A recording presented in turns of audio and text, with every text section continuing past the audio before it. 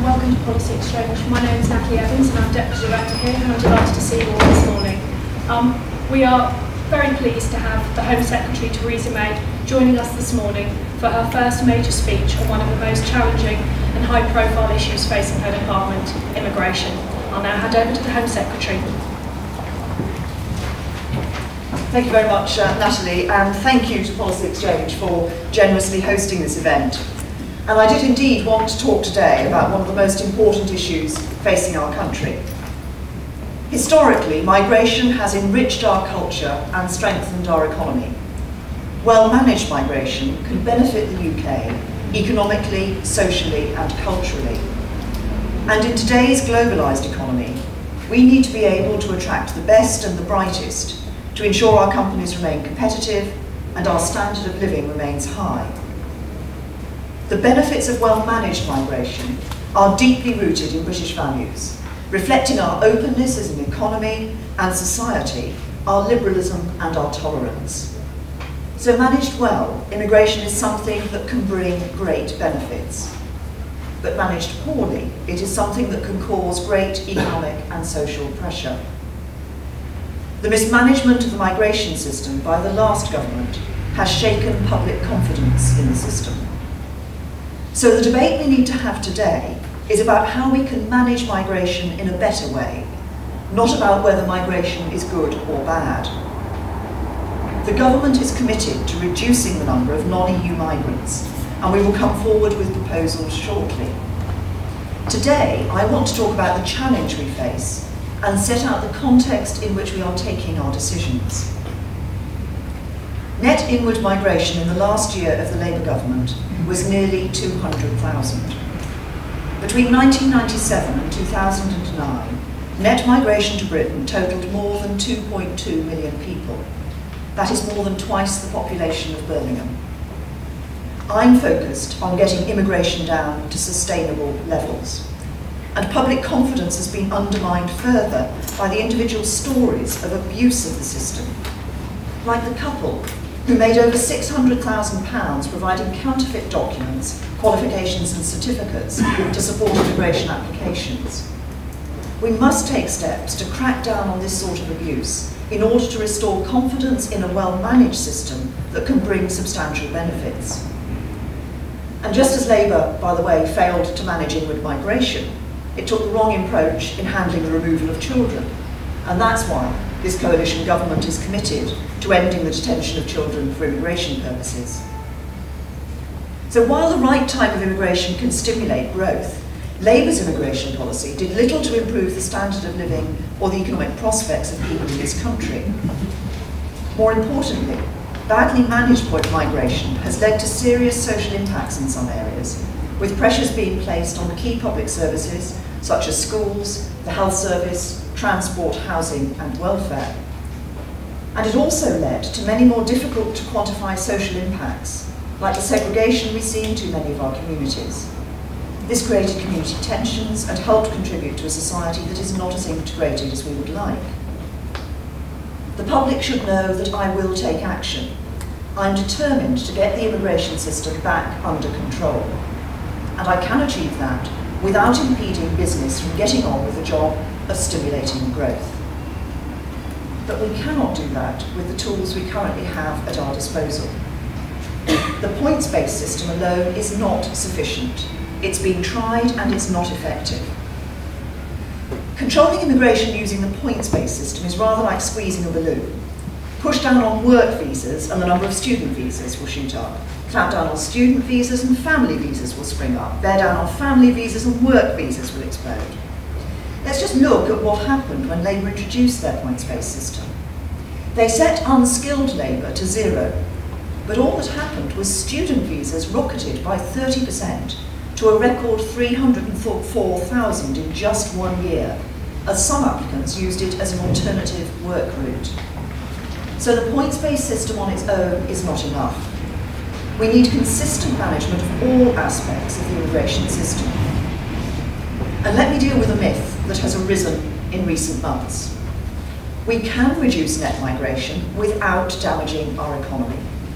We can increase the number of high-value migrants, the entrepreneurs, the investors, the research scientists, at the same time as we reduce the total number of people coming to Britain through the economic routes.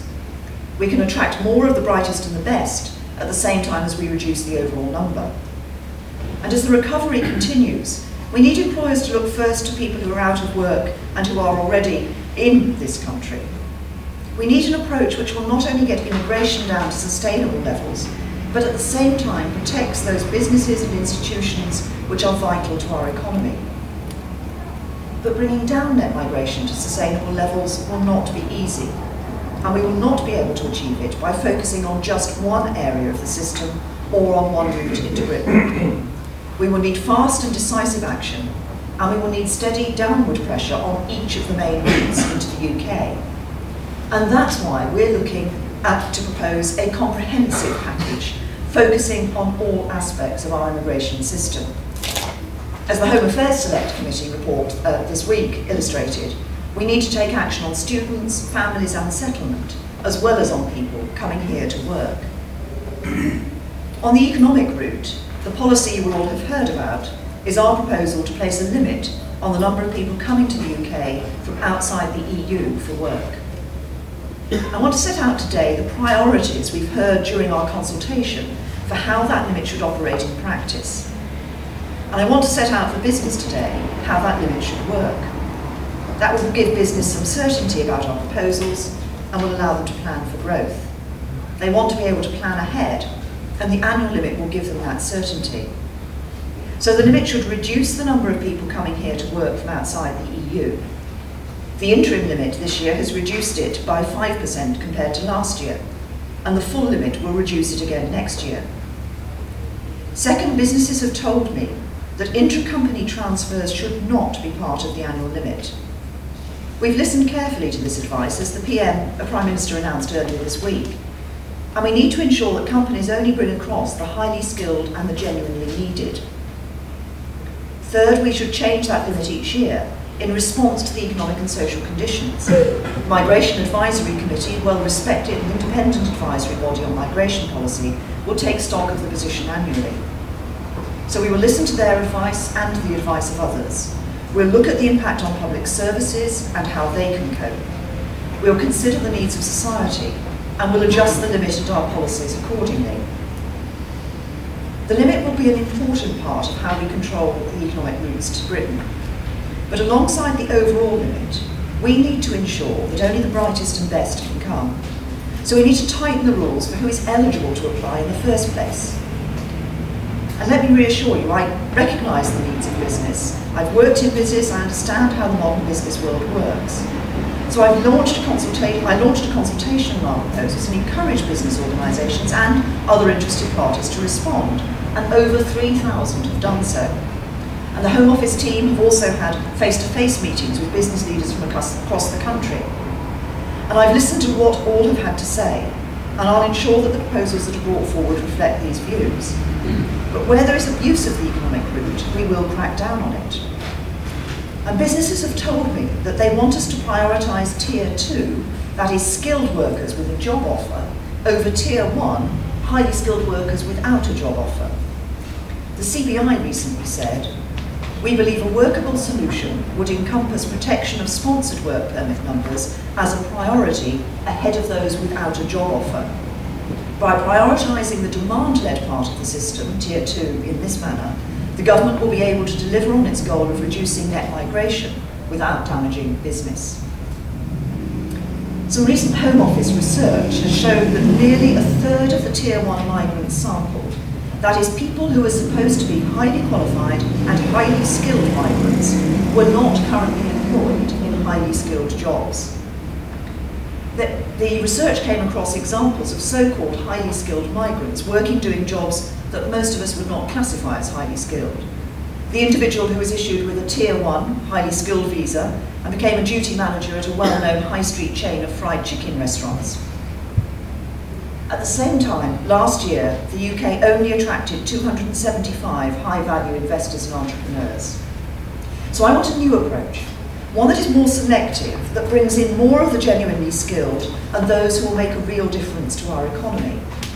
Not only that, we also want to actively encourage entrepreneurs to come.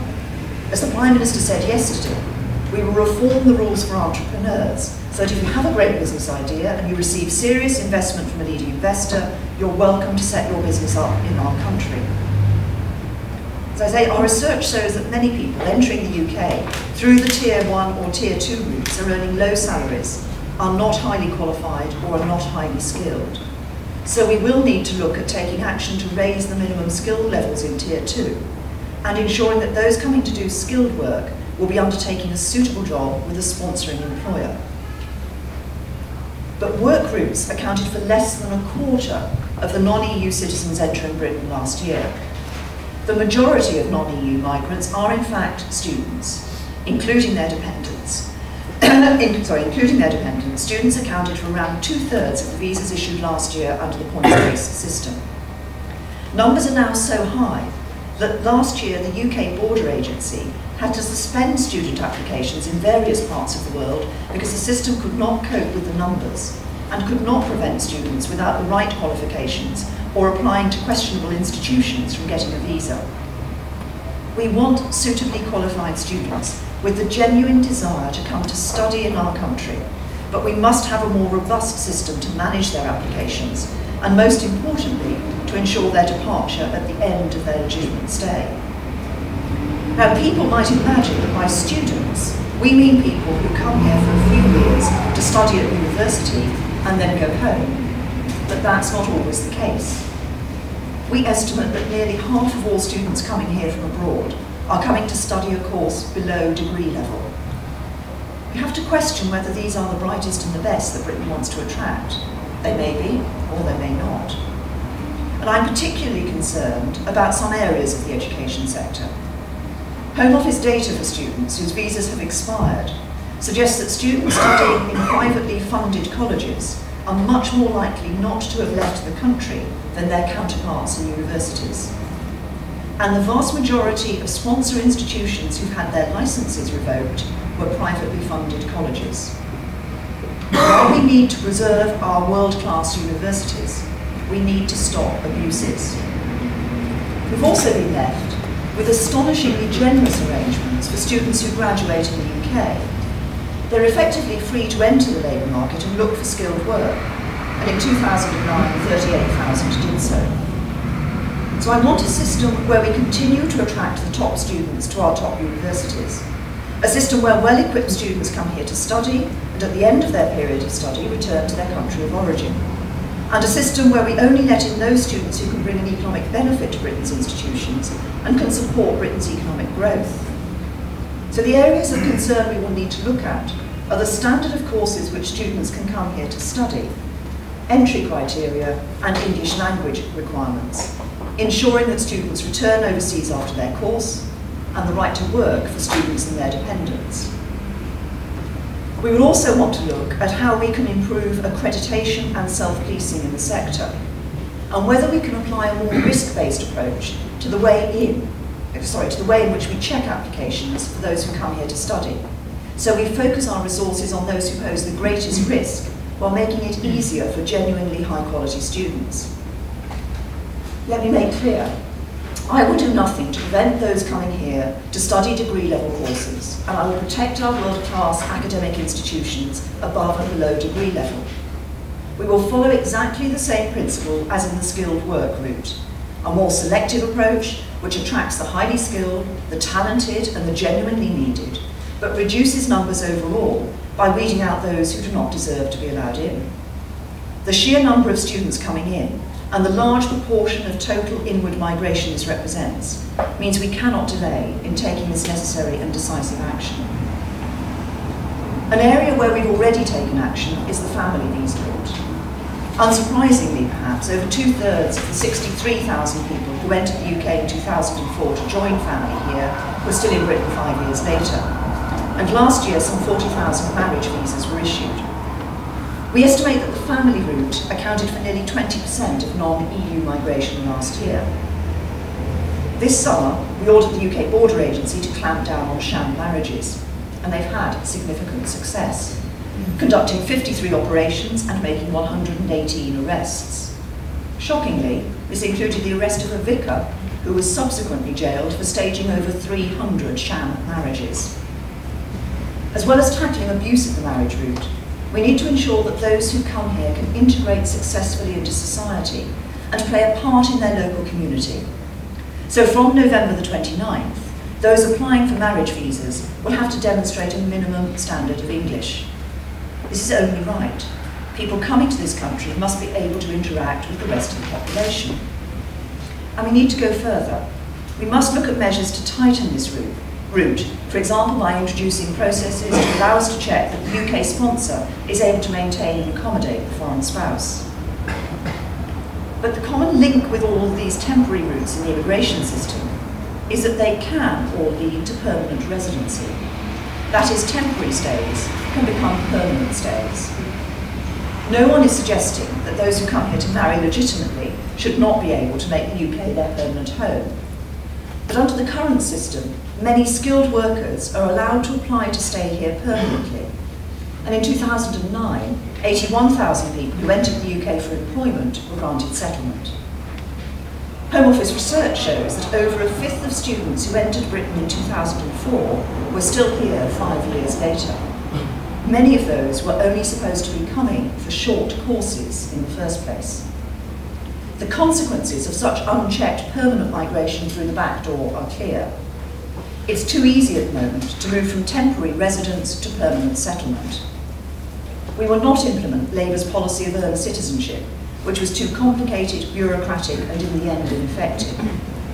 If people enter this country saying that they will only stay here temporarily, then it is obvious that they should only stay here temporarily. Working in Britain for a short period should not give someone the right to settle in Britain. Studying a course in Britain should not give someone the right to settle in Britain. Settling in Britain should be a cherished right, not an automatic add-on to a temporary way in. That doesn't mean bolting our borders shut. It means welcoming the brightest and the best, genuine family members and people who can help our economy. Now, as the Minister for Women and Equalities, as well as Home Secretary, I'm passionate about the cross-government work to increase integration, participation and equality of opportunity. As a government, we want to build in Britain a more integrated society, a society where everyone participates and interacts in our national and community life, and where everyone has the opportunity to better themselves. This is not the role only of the Home Office, let alone of our immigration system. It is the role of many areas of government, like the Department for Communities and Local Government, the Department for Education, and of wider civil society. But there are things we can do to help. We know that speaking English is a key to integration, and our requirement for foreign spouses to be able to speak English will help. And we're committed to reviewing language requirements across the immigration system with a view to tightening them further. There is no question that immigration has enriched Britain culturally and economically in the past, and it can do so again in the future. That is what our policies are intended to do. But uncontrolled immigration is bad for our economy, and it is bad for our society. It puts pressure on the public services that people rely on, and creates unnecessary tension and discord. I want a more selective approach, which prioritises our universities, attracts the brightest and best workers, and minimises abuse in the student and family routes. I want to attract more of the best and the brightest at the same time as we reduce the overall numbers. I want to increase the contribution of migrants to the UK as we reduce the total. And I want to bear down on all the routes into Britain and crack down on abuse of the system. So we will close Labour's immigration loopholes. We will cap the number of economic migrants from outside the EU and ensure only those workers who are genuinely needed for our economy are allowed in. We will reduce the numbers of bogus students coming here to study, and we will strengthen controls on family visas. For all these routes, I want a clear way to control who can settle in Britain. That is a historic privilege that we should not fritter away lightly. So I want the message to go out loud and clear, that Britain will remain open for business. Our economy will remain accessible to the best and the brightest in the world. That's why, as the Prime Minister said yesterday, entrepreneurs will be welcome, scientists will be welcome, wealth creators will be welcome. But we must make sure that migration is properly controlled. We will reduce net migration from the hundreds of thousands to the tens of thousands. It will not be easy. It will take hard work and a great deal of political courage, but the British people want us to do it, and it is the right thing to do, so we will do it. Thank you.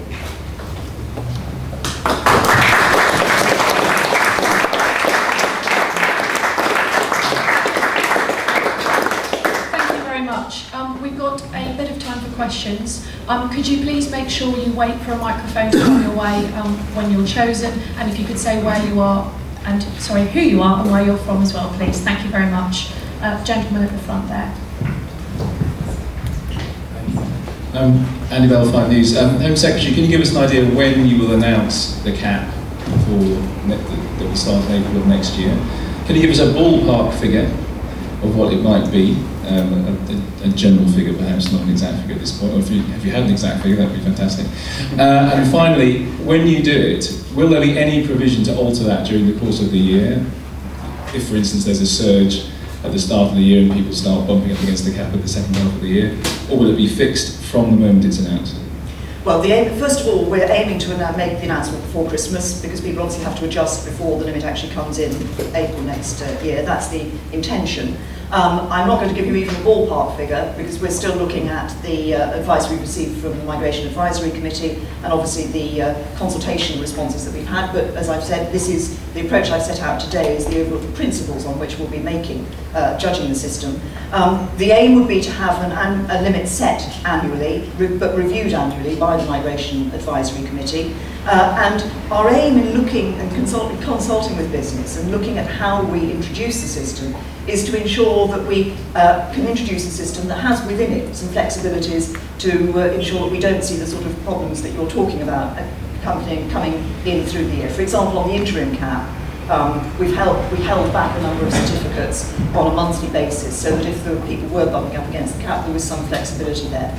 So we've got to look at exactly how we determine the allocation. There are various methods you can do it throughout the year, but our aim is to provide the flexibility to ensure that you don't get sort of everybody rushing in on January and the cap immediately being filled. So, just to be clear, so the figure that you would announce first could change during the course of the year? No, that wasn't what I said. I said you will have an annual limit, but what we're looking at is the further detail that you'll get when we make the announcement of both of the annual limit.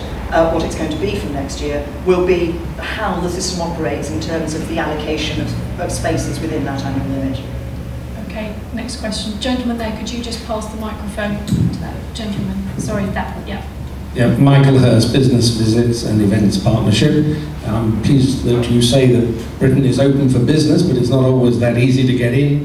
Visitors for conferences, exhibitions, trade shows and other events actually do make a real difference to the economy through exports, trade and inward investment. Most find the visa application process to be inconvenient and not user-friendly and uncompetitive, especially when compared to obtaining a Schengen visa.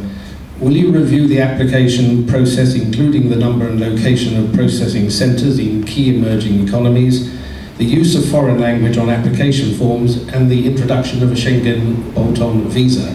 If we can share aircraft carriers with the French, I'm sure we can share visas with our European colleagues.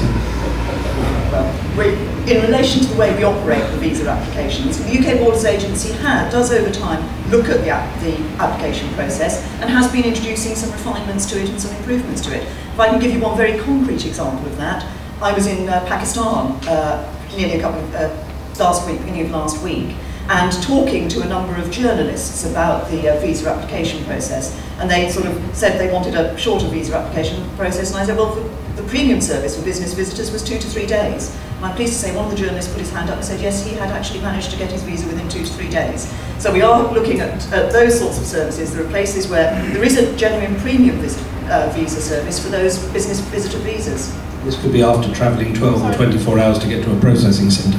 Thank you very much. Gentleman in front of you just there. My name is Mohammed Qayyum. I work at Camden Community Law Centre. It's a community-based organisation, and our customers are mainly people in the community. My question is about the need for pre-entry English requirement that is coming from the 29th of November.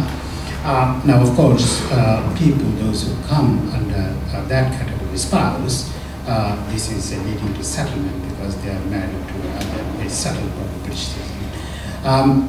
And to get that settlement, they will have to get life in the UK test or resort test or some other kind of test. So was it necessary to do it at the time of pre-entry stage? That's my first bit of the question. And second bit of the question is that I have seen some information that even if people have life in the UK test or ESOL test done in some other capacity, that will not be accepted at the pre-entry level. This is like saying someone, if you advertise a job that you need an A-level student, and if you have a degree, well, you don't qualify because you only have A-level, you only need A-level. So I would appreciate if you could clarify those things for me. Thank you.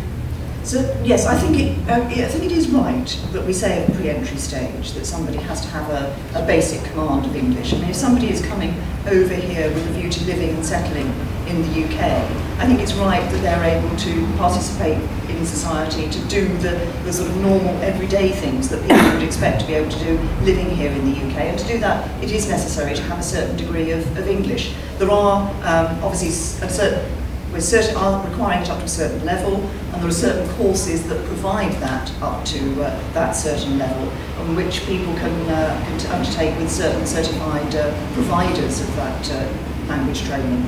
But I think it is right to say to people that if you want to come and settle here, actually you should be able to speak English, and to be able to come in the first place, you need to be able to show a certain command of English. And I think we've taken the right decision on that. But before they are getting settled, we've got to stop there. We'll take one final question.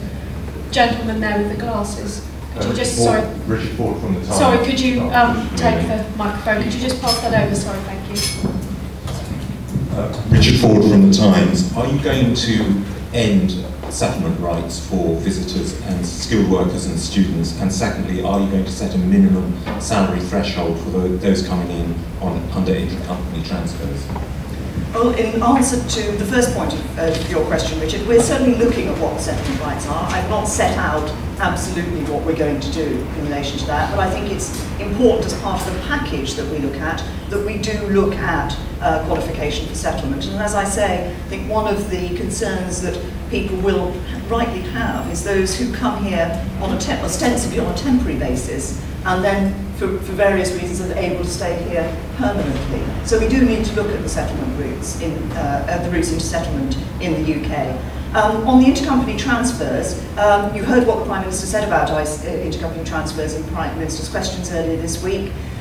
We want to ensure that intercompany transfers are there for those who are genuinely skilled and genuinely the needed. It is the case that other countries do use a salary level. Ireland uses a salary level, Holland uses a salary level, and obviously when we announce the final package, you'll be seeing the complete package of what we'll be doing in terms of the various routes in on economic migration. Right, I'm afraid that's all we've got time for, so thank you all very much indeed for coming, and thank you once again to the Home Secretary.